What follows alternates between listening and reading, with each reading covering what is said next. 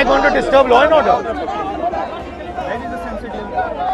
But I am going to go with the police quietly and come back alone, अकेला।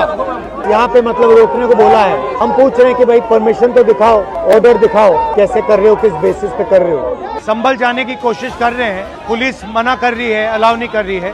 As LOP मेरा अधिकार बनता है कि मैं जा सकता हूँ, मगर तब भी वो मुझे रोक रहे हैं। जो एलओपी के अधिकार हैं उसके खिलाफ है। कुछ भी हो बैरिकेड लगा दो, किसान आंदोलन करे बैरिकेड लगा दो, मजदूर आंदोलन करे बैरिकेड लगा दो, विद्यार्थी आंदोलन करे बैरिकेड लगा दो, कुछ भी हो बैरिकेड लगा दो। अब ये काम आंदोलनों से बाहर निकलकर आगे बढ़ गई है। कोई किसी से मिलने भी जाए तो भी बैरिकेड लगा दो। बैरिकेड लगाना इनका डर है या साहस? अगर साहस होता तो जाने देता या फिर आने देता।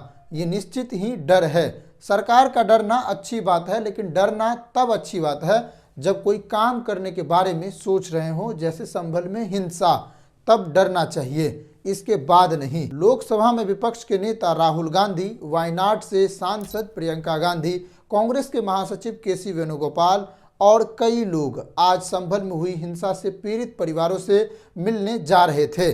मेरठ एक्सप्रेसवे के गाजीपुर बॉर्डर पर उत्तर प्रदेश पुलिस ने रोक दिया और बैरिकेडिंग लगा दी।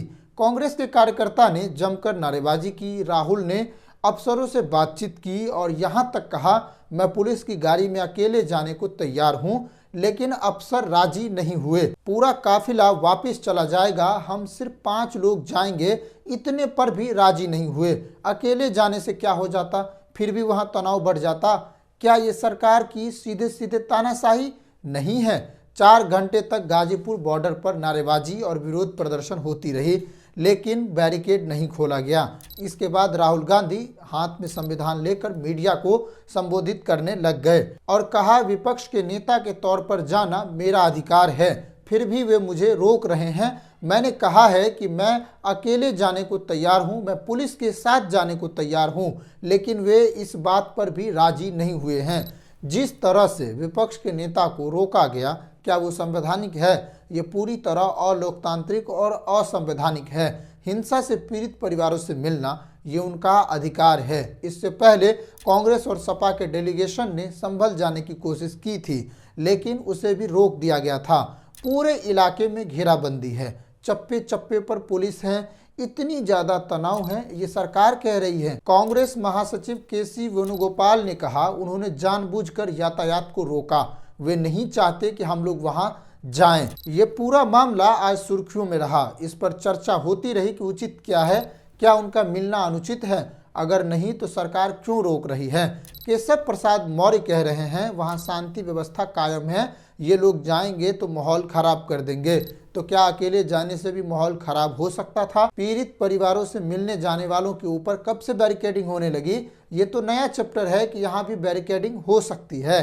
कांग्रेस के अध्यक्ष मल्लिकार्जुन खड़गे ने कहा, भाजपा आरएसएस अपने विभाजनकारी एजेंडे से संविधान की धज्जियां उड़ाने में व्यस्त है। लोकसभा में नेता प्रतिपक्ष राहुल गांधी को संभल में पीड़ित परिवारों से मिलने जाने से रोकना इसी बात को साबित करता है। दो समुदायों के बीच नफरत पैदा करना ही भाजपा आरएसएस की एकमात्र विचारधारा है।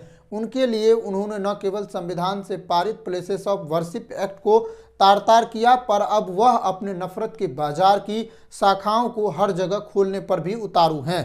कांग्रेस पार्टी सौहार्द, शांति, भाईचारे, सद्भाव और मोहब्बत की दुकान खोलते चली जाएगी और विविधता में एकता के तर्ज पर समाज को एकजुट रखेगी।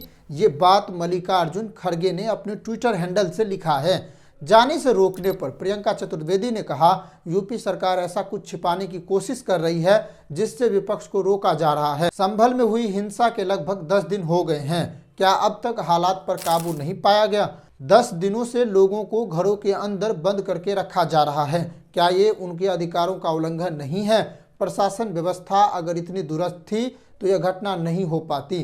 प्रशासन के नेतृत्व पर इससे सवाल उठती है। सपा प्रमुख अखिलेश यादव ने कहा, प्रशासन ने भाजपा के इशारे पर इस घटना को अंजाम दिया है।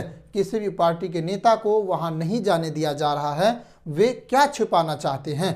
प्रशासन की भाषा देखिए। भारतीय जनता पार्टी की सरकार छिपाना क्या चाहती है? पहले दिन से ही इस बात को सबने कहा है। समाजवादी पार्टी का भी यही मानना है और समाजवादी पार्टी के साथ साथ आम जनता का ये मानना है जो कुछ करा धरा है सब भारतीय जनता पार्टी के इशारे पर वहाँ के प्रशासन ने ये घटना की है। जब एक बार सर्वे के लिए सब सहमत थे, सबने सर्वे कराया, आप दोबारा सर्वे इसलिए कराने गए कि झगड़ा नहीं हुआ। जो लोग नारे लगाते गए उनके खिलाफ क्या कार्रवाई भारतीय जनता पार्टी ने की है? किसी भी दल के नेता को ये जाने नहीं दे रहे। आखिरकार छिपाना क्या चाहते हैं? और प्रशासन की भाषा देखिए, उनके जो अधिकारी हैं, क्या लोकतंत्र में क्या इस तरह का व्यवहार और भाषा हो सकती है अधिकारियों की, जिस तरह की भाषा और व्यवहार का इस्तेमाल हो रहा है वहाँ पर? पुलिस भी ऐसा काम करती है किसी को फंसाने के लिए। उत्तर प्रदेश की भारतीय जनता पार्टी की सरकार में पुलिस केवल फंसाने का काम कर रही है, न्याय नहीं दिला रही है। विपक्षी पार्टियों की ओर से इस घटना की निंदा की गई और संसद में भी इसकी चर्चा की गई। कांग्रेस के सांसद गौरव गोगोई ने कहा कि हमने संसद में भी इस पर चर्चा की है, हमारे साथ सहयोगी दलों ने वॉकआउट में हिस्सा लिया और इसका विरोध किया। अभी लगभग 10 ऐसे मामले हैं जिस पर दावा किया गया है कि वो पूर्व में मंदिर थी और यहाँ पर वर्तमान में मस्जिद है। मुगल काल और मध्यकालीन भारत में इसे बदला गया है। यहाँ सोचने वाली बात यह है कि संसद ने साल 1991 में जो कानून बनाई, उपासना स्थल अधिनियम, जिसमें कहा गया कि हम पीछे मुड़कर नहीं देखेंगे, हम आगे ध्यान देंगे, भविष्य की चिंता करेंगे और रक्षा करेंगे। अब उस कानून को छोड़कर हमें इतिहास खोदने पर ध्यान देना चाहिए। रोजी रोटी आय सब कुछ छोड़कर इसमें उलझे रहना चाहिए। अगर आप ये सवाल पूछे कि हमें रोजी रोटी पर बात करना है तो सरकार आपको टाल देगी। यहाँ यह समझिए कि आपको उलझाया जा रहा है। हम अगले वीडियो में बात करेंगे कि कौन कौन से मामले अभी भी बाकी है और अभी अभी उसकी चर्चा होनी है। अभी संभल में हुई है घटना, ज्ञानवापी मामले पर पहले भी फैसला आ चुकी है, अजमेर दरगाह को लेकर भी सुर्खी चल रही है और कई ऐसे मामले हैं जिसकी दिसंबर में सुनवाई होनी है। तो इन सभी घटनाओं पर हम एक वीडियो लेकर आ रहे हैं और हम बात करेंगे कि वर्सेस ऑफ एक्ट के तहत किन किन मामलों को अब चैलेंज किया गया है और ये किस तरह का मामला है। इस पर गंभीर से चर्चा करेंगे और समझेंगे। लेकिन आप इस तरह की चीज़ों को समझिए कि जिस तरीके से ये सारी काम हो रही है, कई लोग हिंदुत्व के नशे में उतर गए हैं। हिंदुत्व के नशे में उतरना खराब बात नहीं है, लेकिन आप किस नशे में उतर रहे हैं ये देखना जरूरी है। हिंदुत्व के नशे अच्छे कामों के लिए भी हो सकता है। ये कदापि अच्छा काम नहीं है कि आप दूसरे लोगों को क्षति पहुंचाकर, भविष्य को छोड़कर अतीत में जाकर खुद का ही नुकसान करवाएंगे और करेंगे। इससे आपको ही नुकसान होगा, किसी और को नुकसान नहीं होगा। हमें नेताओं के एजेंडे से बचना चाहिए, हमें अपने एजेंडे पर काम करना चाहिए। हमारे जो रोजी रोटी और रोजगार संबंधित मुद्दे हैं उस पर काम होना चाहिए। हम ऐसे मंदिरों के निर्माण पुनः भी कर सकते हैं, लेकिन इस पर लड़ना, सामाजिक सौहार्द खराब करना और भविष्य की चिंताओं को छोड़कर सवाल नहीं पूछना, सरकार को खुला छूट दे देना, ये हमारी नाकामी होगी, लोकतंत्र के लिए खतरा होगा। हमें ये समझना चाहिए कि ये समय है कि हमें इस चीज़ों को गंभीरता से लेनी चाहिए और इस कानून की रक्षा करनी चाहिए। कुछ न कुछ सोच कर ही उस समय यह कानून लाया गया था ताकि आगे की लोग भविष्य पर ध्यान दें, पीछे मुड़कर ना देखें। हालांकि आप क्या सोचते हैं, रूढ़िवादी विचारधाराओं को छोड़कर सही से सोचकर कमेंट जरूर कीजिएगा। नमस्कार, जय हिंद।